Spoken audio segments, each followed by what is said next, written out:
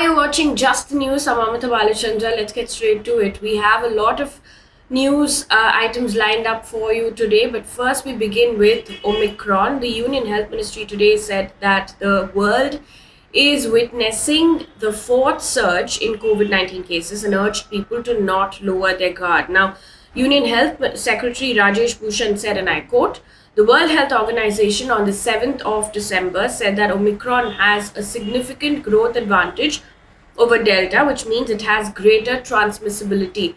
Omicron cases double within 1.5 to 3 days.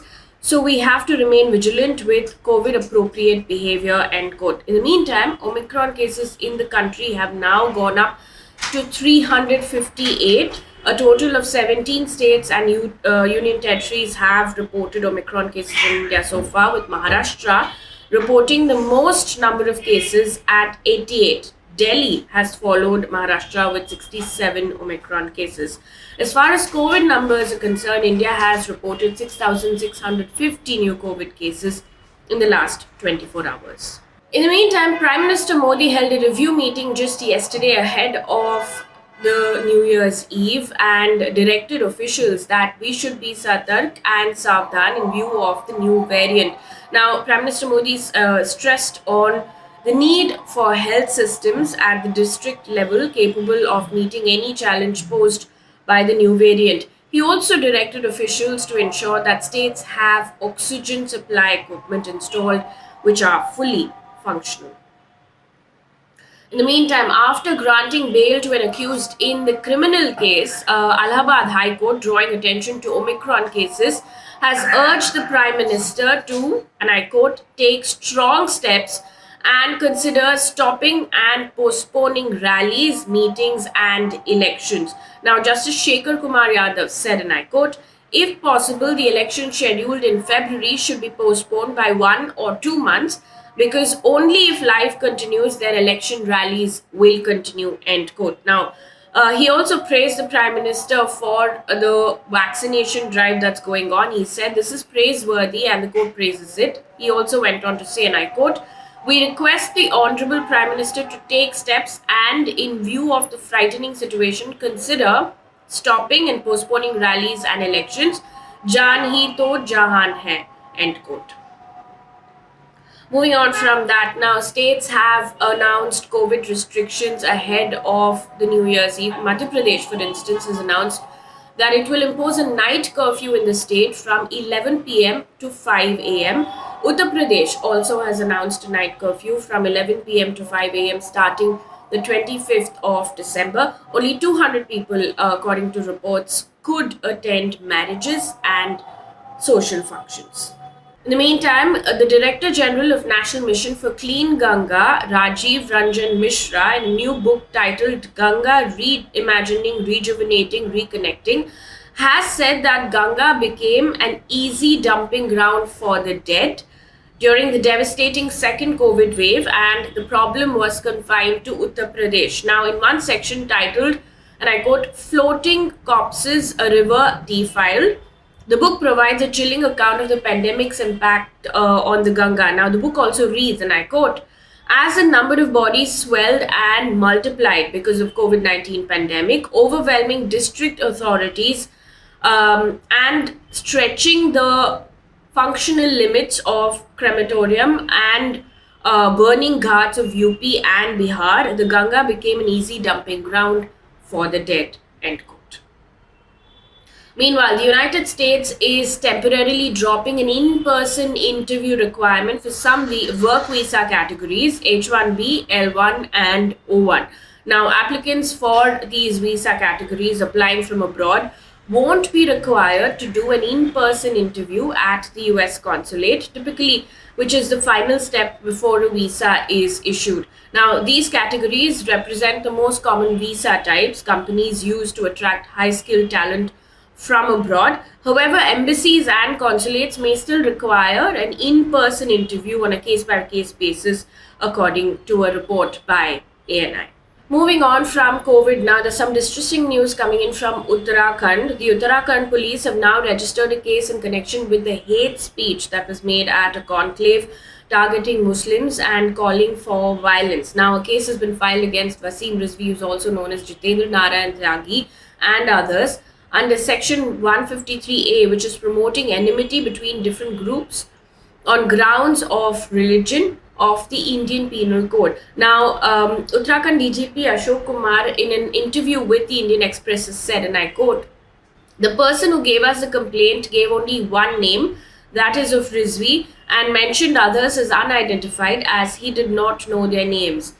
Naming only one person was not a conscious decision, and we will be adding more names once the investigation starts," end quote. Now, to give you a bit of a background of what has happened, a 3-day Dharam Sansad that took place between the 17th and 19th of December was filled with hate speeches that was made in Haridwar targeting Muslims and calling for violence. According to the Indian Express, the controversial Yati Narsinghanand, who's already facing several FIRs in UP, has called for, and I quote, "a war against Muslims," he said.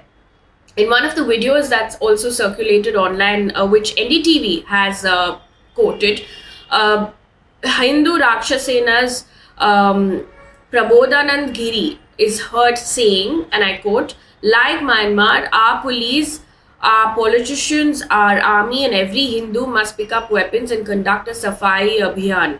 There is no other option left," end quote. He later, however, in an interview with the NDTV, said, and I quote, "I'm not ashamed of what I have said. I'm not afraid of the police. I stand by my statement," end quote. Now, according to NDTV, another video from the controversial meet was also circulated online that shows Pooja Shakun Pandey, who is also known as Sadhvi Annapurna, urging violence against Muslims. She says, and I quote, "If you want to finish them off, then kill them. We need 100 soldiers who can kill 20 lakh of them to win this," end quote. Now, this has drawn sharp criticism from not just opposition leaders, but also several other people, including former military chiefs and activists.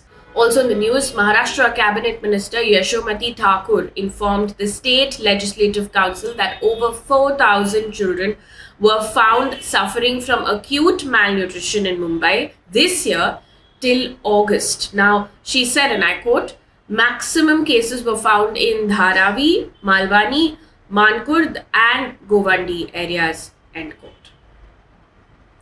An update now in the Punjab Kapurthala district case. Now, 5 days after the lynching of a youth at a Gurudwara, the police have now booked the Gurudwara Granthi Amarjeet Singh on murder charges and has also arrested him. Now, this comes after a press conference that was held by the Chief Minister of Punjab, Charanjit Singh Channi, who said that there was no evidence that sacrilege attempt was made. He said at a press conference, and I quote, "The youth was lynched. The investigation is pointing towards a murder. We will modify the FIR accordingly," end quote. Now, according to the autopsy report, the unidentified man had 30 cuts. Moving on to business news at this point, with an aim to counter cyber fraud, the RBI has asked all merchants and payment gateways to remove sensitive customer details and debit and credit cards that are saved on their end. Now, these new rules come into effect from the 1st of January 2022. This means that a user will have to enter full card details to make payments on merchant websites from Jan 1st. And news now coming in from across the world. According to a Reuters report, the Cyberspace Administration of China will launch a 2-month special operation to target deceptive online behaviors ranging from boosting engagement figures to paying for fake fans. Now, it'll target fake accounts and information on online platforms as part of its and what it's calling a cleanup of the internet. Now, the investigation comes against a backdrop, according to this report, of a wide-ranging crackdown by regulators in several sectors, with officials tightening oversight of companies in technology, real estate, and other sectors.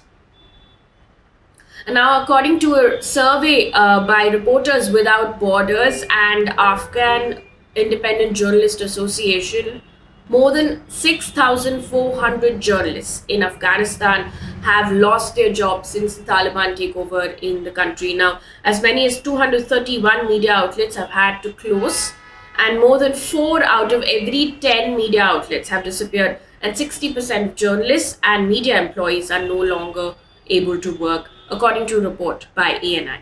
On to sports news right now. Veteran off spinner Harbhajan Singh has retired from all forms of cricket at the age of 41. Now, taking to Twitter, he said, and I quote, "All good things come to an end, and today, as I bid adieu to the game that has given me everything in life, I'd like to thank everyone who made this 23-year long, beautiful journey memorable." End quote. And one piece of good news before we wrap things up here on this bulletin.